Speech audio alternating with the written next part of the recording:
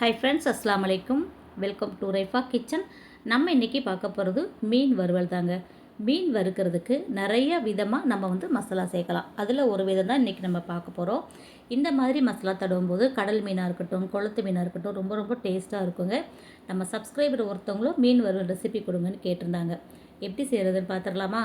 வீடியோவை ஸ்கிப் பண்ணாமல் பாருங்கள். அப்படியே நம்ம சேனலுக்கு இப்போ தான் ஃபஸ்ட் டைமாக வந்திருக்கிறீங்கன்னா நம்ம சேனலையும் சப்ஸ்கிரைப் பண்ணிவிட்டு வந்துடுங்க. வாங்க இப்போ வீடியோக்குள்ளே போகலாம்.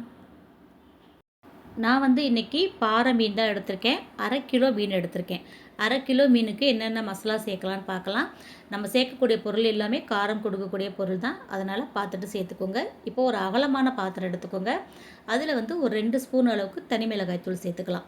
இது நல்லா காரம் இருக்கிற பொடி, அதனால் 2 ஸ்பூன் போதும். இது கூட 1 ஸ்பூன் அளவுக்கு மல்லித்தூள் சேர்த்துக்கோங்க.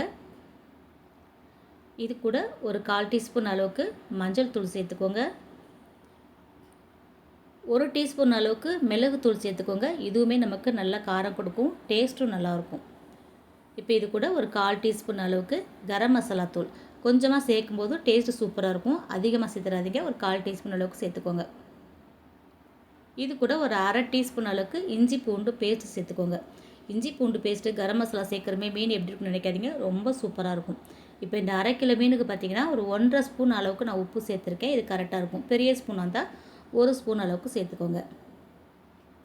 இப்போ இது கூட ஒரு 1.5 ஸ்பூன் அளவுக்கு பச்சரிசி மாவு சேர்த்துக்கோங்க. நம்ம கடலை மாவும் சேர்க்கலாம், அரிசி மாவும் சேர்க்கலாம். ரெண்டும் சேர்த்து சில பேர் சேர்ப்பாங்க. நான் பச்சரிசி மாவு மட்டும் தான் சேர்ப்பேன். இந்த அரிசி மாவு சேர்க்கும்போது மீன் நல்லா மொறுமொறுன்னு இருக்கும், நல்லாயிருக்கும் சாப்பிட்றதுக்கு. இப்போ இது கூட 1 ஸ்பூன் அளவுக்கு எலுமிச்சை சாறு சேர்த்துக்கோங்க. 1 ஸ்பூன் அளவுக்கு எண்ணெய் சேர்த்துக்கோங்க. எண்ணெய் சேர்க்கும்போது மீனில் நல்லா மசாலா ஒட்டுறதுக்கு நல்லாயிருக்கும். இப்போ இது எல்லாமே சேர்த்தாச்சு. இப்போ இது கூட கொஞ்சமாக தண்ணி சேர்த்துட்டு நல்லா கலந்து விட்டுக்கோங்க.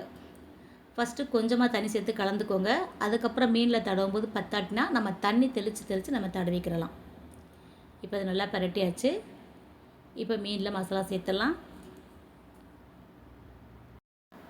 இது பாறை மீன். இதில் தலைப்பகுதியெல்லாம் எடுத்து நான் குழம்புக்கு வச்சுட்டேன். வாலும் நடுத்துண்டு மட்டும் வறுக்கிறதுக்கு எடுத்திருக்கேன்.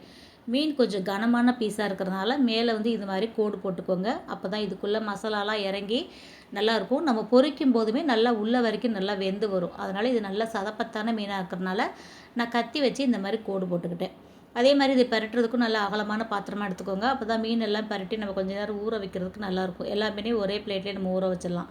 இந்த மசாலா கூடயே இது மாதிரி நல்லா நம்ம கீறி விட்டுருக்க இடத்துல பூரா நல்லா மசாலாவை தடவி விட்டுக்கோங்க.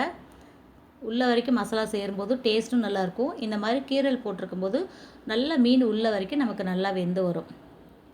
இப்போ நான் மொத்தமாகவே மீனை சேர்த்துக்கிறேன். சேர்த்துட்டு நல்லா பரட்டி விட்டுருங்க. பரட்டும் போது உங்களுக்கு தண்ணி பற்றலைன்னா லைட்டாக கையில் தண்ணி தெளித்து விட்டுட்டு நல்லா பரட்டிக்கோங்க. இப்போ எல்லா மீனையும் சேர்த்தாச்சு. இது மொத்தத்துக்கு பார்த்திங்கன்னா 3/4 கிலோவுக்கு மேலவே இருக்கும் இந்த மீன். நம்ம தலையெல்லாம் வெட்டி எடுத்துறதுனால நான் உங்களுக்கு 1/2 கிலோ அளவுக்கு சொல்லியிருக்கிறேன். இப்போ பாருங்கள் நல்லா பரட்டியாச்சு. இது நல்லா ஊற விட்டுருங்க. உங்களுக்கு எந்த அளவுக்கு டைம் இருக்கோ அந்தளவுக்கு ஊற விட்டுக்கோங்க. ஒரு 1/2 மணி நேரம் 1 மணி நேரம் கூட ஊற வச்சுக்கலாம். ஃப்ரிட்ஜில் வச்சுட்டிங்கன்னா நல்லா மசாலா பிடிச்சி நல்லாயிருக்கும். இதை நான் பரட்டிட்டேன். சாப்பாடு குழம்பெல்லாம் ஆக்குனதுக்கப்புறம் இது பொரிக்கிறதுக்கு கரெக்டாக இருக்கும். ஒரு மூடி போட்டு குறைஞ்சது ஒரு 1/2 மணி நேரமாவது வச்சுருங்க. அப்போ தான் நல்லா உப்பு காரம் எல்லாம் சேர்ந்து வர்றதுக்கு நல்லாயிருக்கும். இப்போது கிட்டத்தட்ட ஒரு 1 மணி நேரத்துக்கு மேலே நான் வச்சுட்டேன். பாருங்கள் நல்லா மீனை பார்க்கும்போதே தெரியும் நல்லா மசாலா பிடிச்சிருக்குது. இப்போ இதை வறுக்கிறதுக்கு பார்த்திங்கன்னா தோசை தவா இதில் இந்த மாதிரி எண்ணெய் ஊற்றிட்டு கூட நீங்கள் வறுத்து எடுத்துக்கலாம். கடாயில் எண்ணெய் ஊற்றி பொரிச்சிங்கனாலுமே இந்த மீன் நல்லா மொறுன்னு சாப்பிட்றதுக்கு சூப்பராக இருக்கும். எண்ணெய் நல்லா சூடானதுக்கப்புறம் எடுத்து வைங்க. இது மேலே கருவேப்பிலை போடணும். நான் இன்றைக்கி வீட்டில் கருவேப்பிலை இல்லாதனால அதை நான் சேர்க்கலை. இருந்த கருவேப்பிலையை மறந்துட்டு அப்படியே மீன் குழம்புக்கு போட்டாச்சு. அதனால் கருவேப்பிலை இல்லை. இல்லைன்னா அது பொரிக்கும் போது மேலே கருவேப்பிலை சேர்த்துக்கோங்க. இந்த மாதிரி நல்லா மொறுமொறு செவக்க வெந்ததுக்கப்புறம் இன்னொரு பக்கம் திருப்பி விட்டுக்கோங்க. இந்த மீன் பொரித்து முடிக்கிற வரைக்குமே அடுப்பு மிதமான தீயில் வச்சுக்கோங்க. அப்போ தான் பிஞ்சு போகாமல் நல்லா உள்ள வரைக்கும் மீன் வெந்து வரும். இல்லை இந்த மாதிரி நீங்கள் கடாயில் எண்ணெய் ஊற்றி வறுக்கிறா இருந்தாலும் வறுத்துக்கலாம். அதனால் நான் 2 முறையிலையுமே உங்களுக்கு நான் செஞ்சு காமிச்சிருக்கேன். பாருங்கள் இது போல் கடாயில் எண்ணெய் ஊற்றி பொரிக்கும் போதுமே நல்லாயிருக்கும்.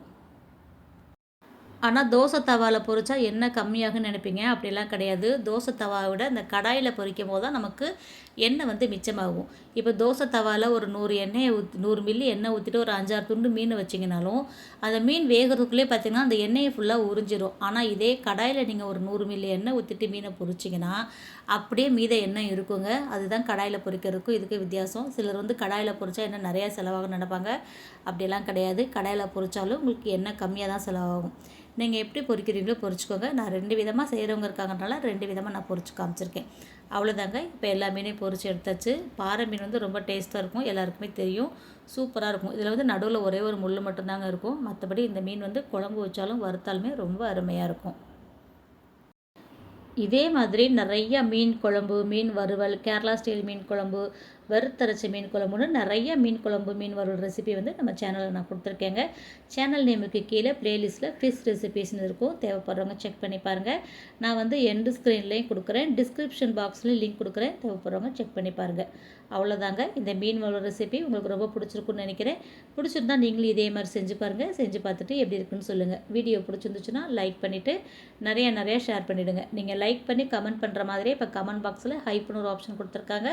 இந்த வீடியோ பிடிச்சிருந்துச்சுன்னா வீடியோக்கான ஹைப்பே மறக்காமல் கொடுத்துருங்க. சேனலை சப்ஸ்கிரைப் பண்ணாமல் பார்த்துக்கிட்டு இருந்தீங்கன்னா அப்படியே சப்ஸ்கிரைப் பண்ணிவிடுங்க. இன்ஷா அல்லாஹ் இன்னொரு வீடியோவில் பார்க்கலாம். Bye friends. அஸ்ஸலாமு அலைக்கும்.